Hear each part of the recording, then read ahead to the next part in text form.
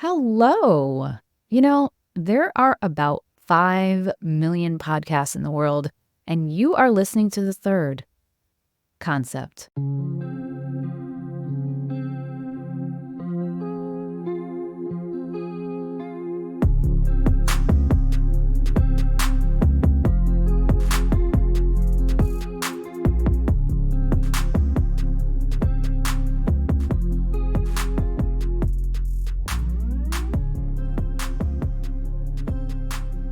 Welcome, everyone. I'm your host, Lisa Wright, and on this very first episode, I kind of just want to ramble a little bit about what on earth this is, what I'm doing, and no, I don't know what I'm doing at all, ever, but I want to tell you what I'm attempting to do, at least.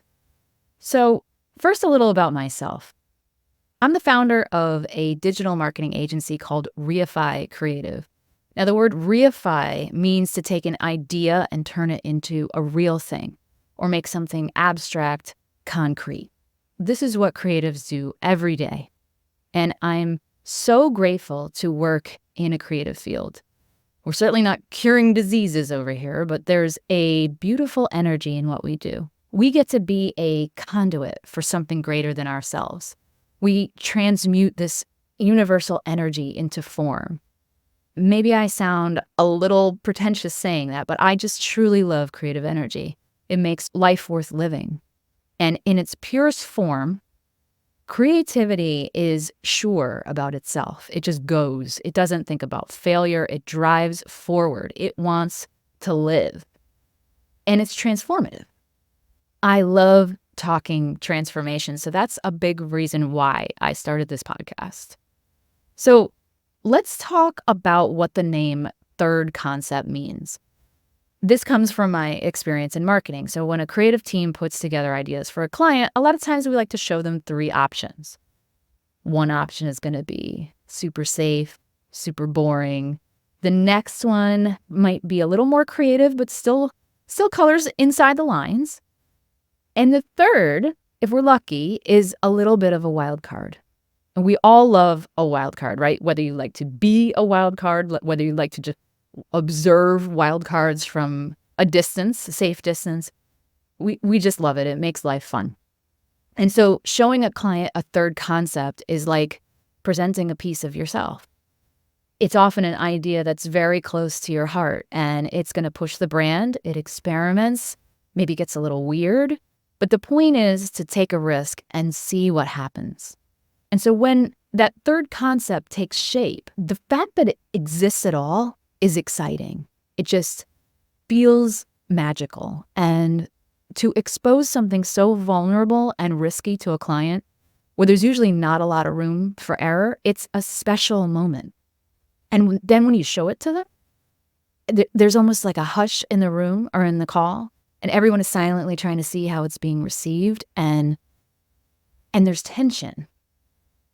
There's tension there. And no matter what any creative tells you, we love tension. We get off on tension because conflict is what art is all about. No conflict, no artistic expression, right? Without conflict, our whole purpose disappears. Tension is our lifeblood.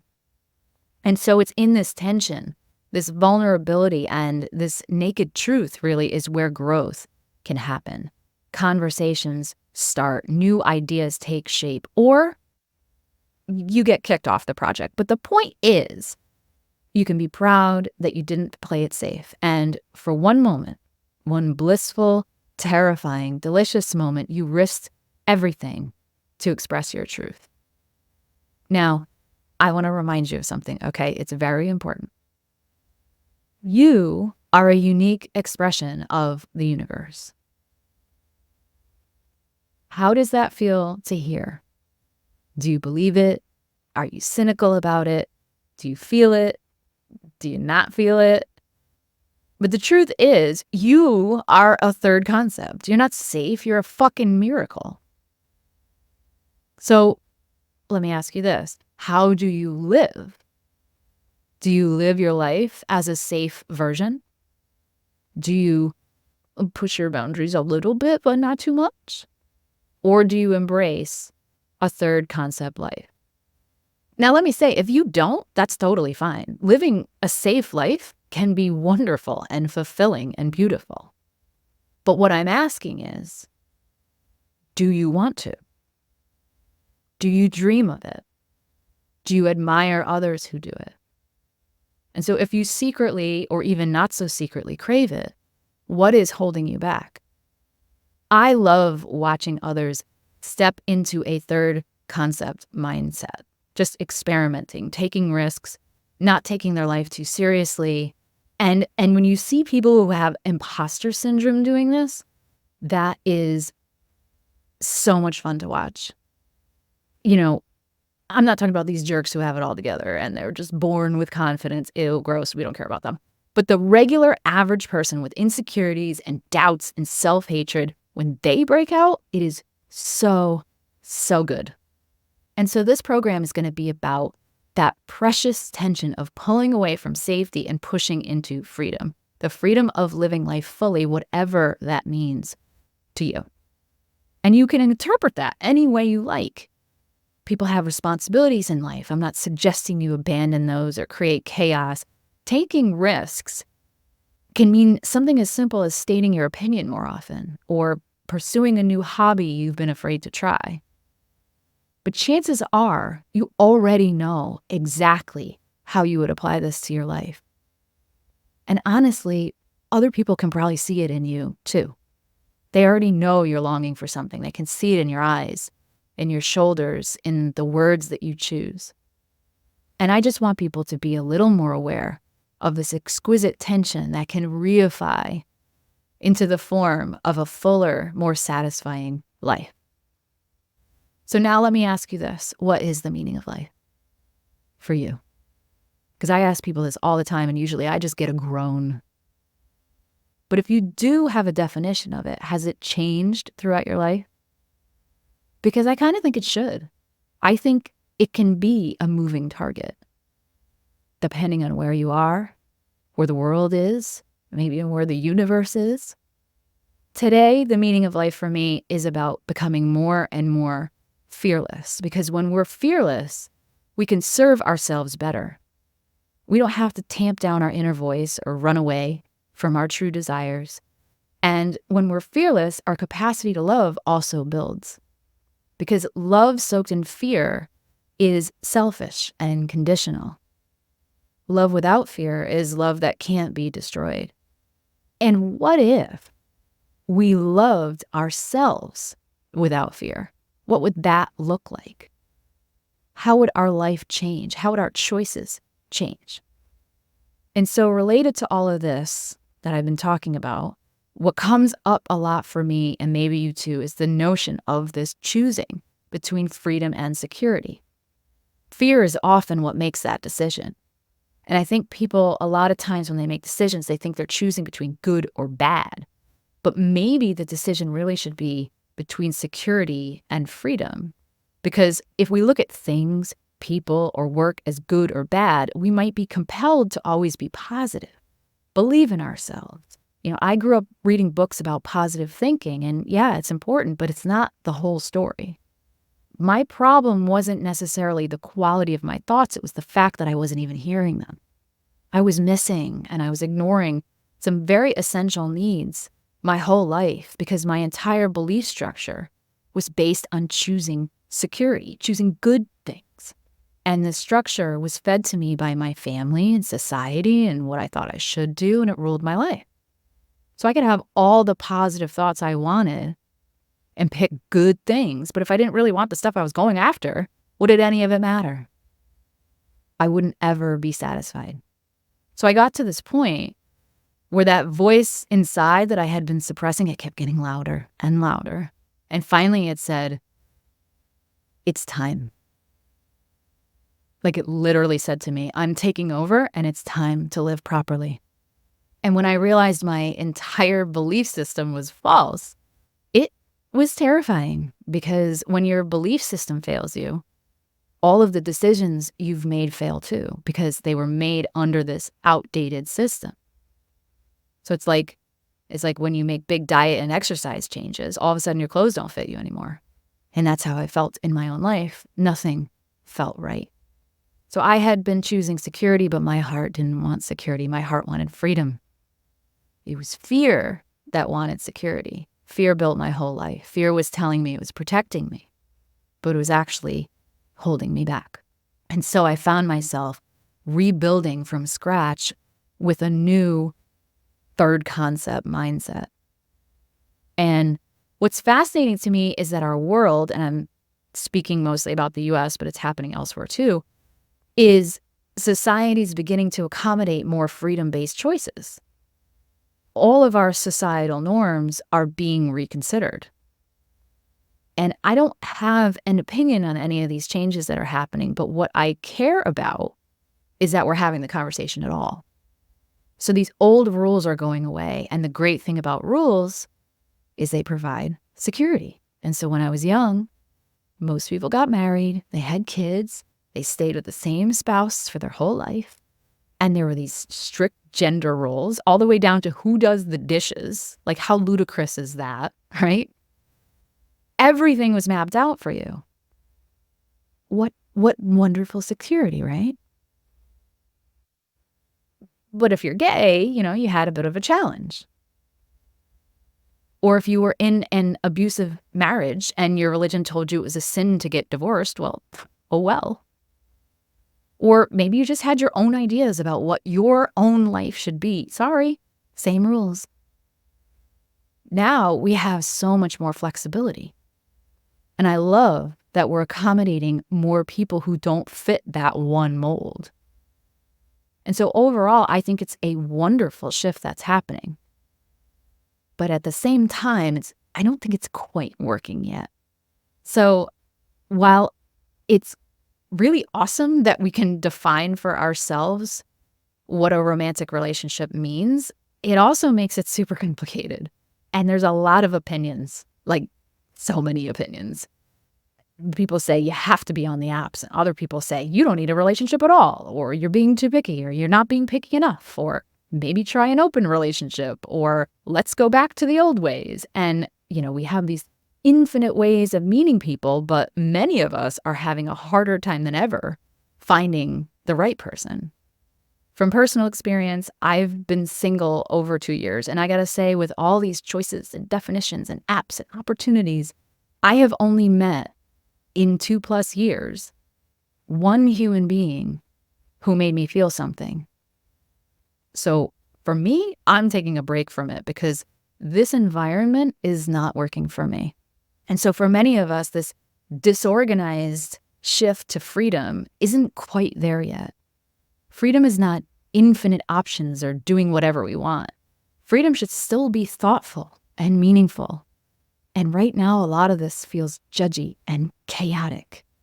So in the same way as when a personal belief system can crumble after it's questioned, that's how I feel we are in this society today. And again, I love the conversation, but in many ways, it feels like we're throwing shit at the wall. And so to return to the metaphor, we're in essence presenting a third concept that's not been fully fleshed out. It's unfinished. There's too many cooks in the kitchen. The creative team is fighting about it in the client call. And so as a society, I think we're in that rebuilding from scratch phase, and we just don't have it figured out yet. And I think we're going to undergo just a grand recalibration and ultimately settle into a new and improved paradigm that works.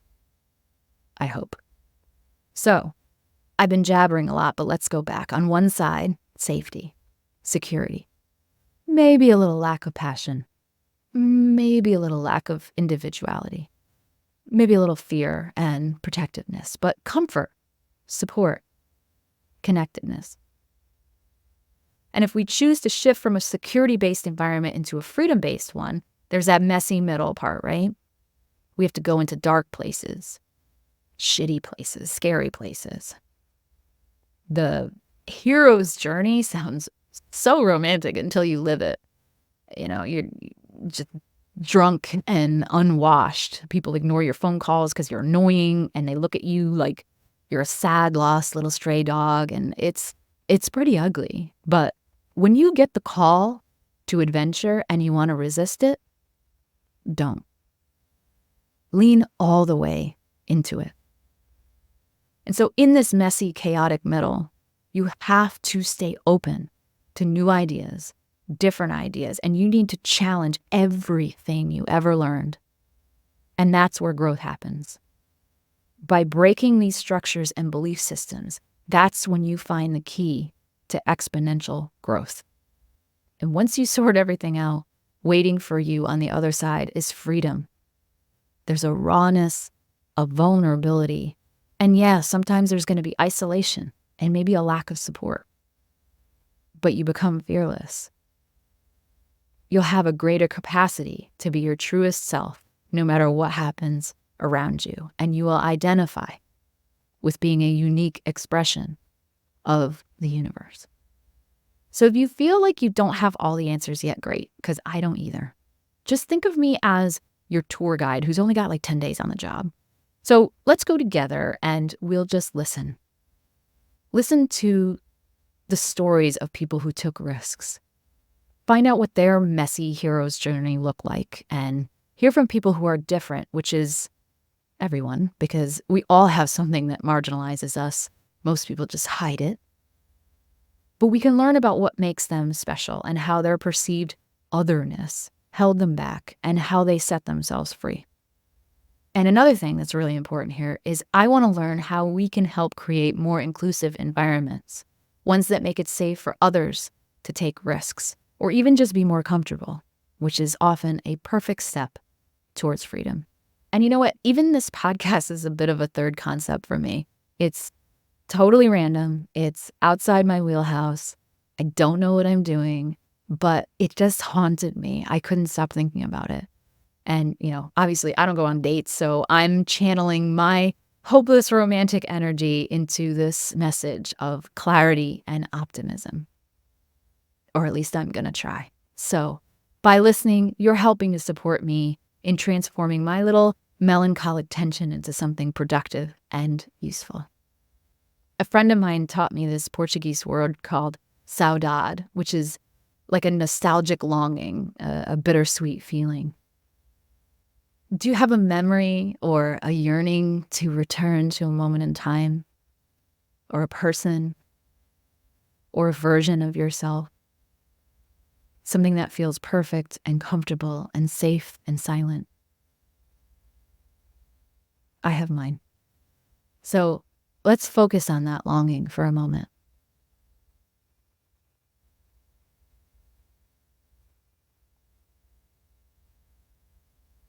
So in a sense, it probably makes you feel a little empty. Or maybe like part of you is being pulled somewhere, but yet nowhere. And it's like this stagnant energy that's almost addictive, but yet unproductive.